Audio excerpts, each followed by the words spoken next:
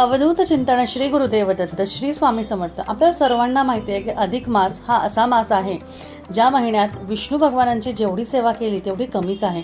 त्यामुळे असं सुद्धा म्हटलं जातं की अधिक महिन्यात ज्या काही गोष्टी आपल्याला हव्या असतात किंवा आपल्याला असं वाटतं की ह्या खूप महत्त्वाच्या आहे, पण तरीसुद्धा आपल्या मनाप्रमाणे आपल्या मनापासून जर का त्या गोष्टी दान केल्या तरीसुद्धा आपल्याला 100 पटीचं पुण्य फळ मिळतं असं सुद्धा म्हटलं जातं।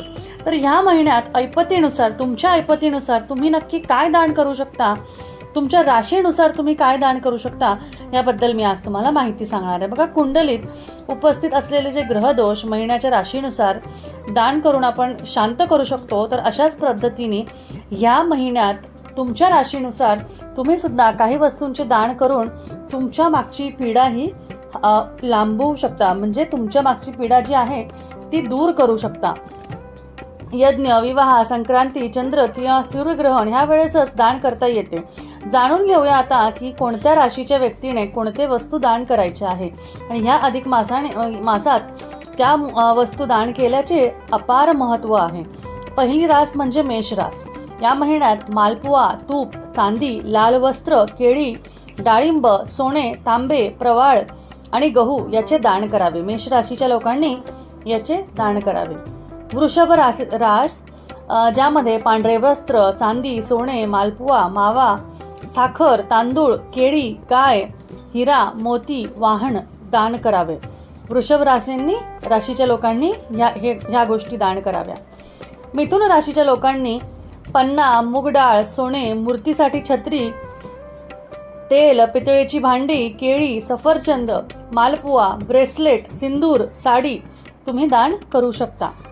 त्यानंतर बघा, असंही म्हटलं जातं की तुम्हाला ज्या गोष्टी तुमच्या ऐपतीत आहे त्या गोष्टी, तुमच्या आर्थिक परिस्थितीत ज्या आहे त्या गोष्टीनुसार तुम्ही करू शकता। कर्क रास, आता बघूया कर्क रास। मोती, चांदी, मातीची भांडी, तेल, पांढरे वस्त्र, सोने, गाय, मालपुआ, मावा, दूध, साखर, तांदूळ याचे दान कर्क राशीच्या लोकांनी करावे। सिंह राशीच्या लोकांनी लाल वस्त्र, तांबे, पितळ, सोने, चांदी, गहू, मसूर, माणिक, धार्मिक पुस्तके, डाळिंब, सफरचंद दान करू शकता। कन्या रास गोठ्यात मूग डाळ, सोने, छत्री, तेल, केळी, सफरचंद, पैसा आणि गवत दान करावे। तुळ राशीच्या लोकांनी पांढरे वस्त्र, मालपुआ, मावा, साखर, तांदूळ, केळी अशा गोष्टी दान कराव्या। वृश्चिक राशीच्या लोकांनी तूप, लाल वस्त्र, हंगामी फळे, डाळिंब, तांबे, प्रवाळ, गहू याचे दान करावे। धनु या राशीच्या लोकांनी पिवळे वस्त्र, हरभरा डाळ, लाकडी वस्तू, तूप, तीळ, धान्य, दूध याचे दान करावे। मकर आणि कुंभ राशीच्या लोकांनी तेल, औषधे, निळे वस्त्र, केळी, अवजारे, लोखंड, हंगामी फळे दान करावी। आणि मीन राशीच्या लोकांनी पिवळे कपडे, हरभरा डाळ, तूप, दूध आणि दुधापासून बनवलेल्या मिठाई, शिक्षणासाठी संबंधित गोष्टी दान करावे। तर अशा पद्धतीने तुमच्या राशीनुसार तुम्ही तुमच्या ऐपतीप्रमाणे ह्या गोष्टी गोरगरीब लोकांना, गरजू लोकांना दान केल्यास नक्कीच ह्या अधिक महिन्याचा फायदा तुम्हाला होईल, विष्णू कृपा होईल। आणि असं म्हटलं जातं, ज्याचे हात दानासाठी असतात तो स्वतः सदैव भरलेला असतो।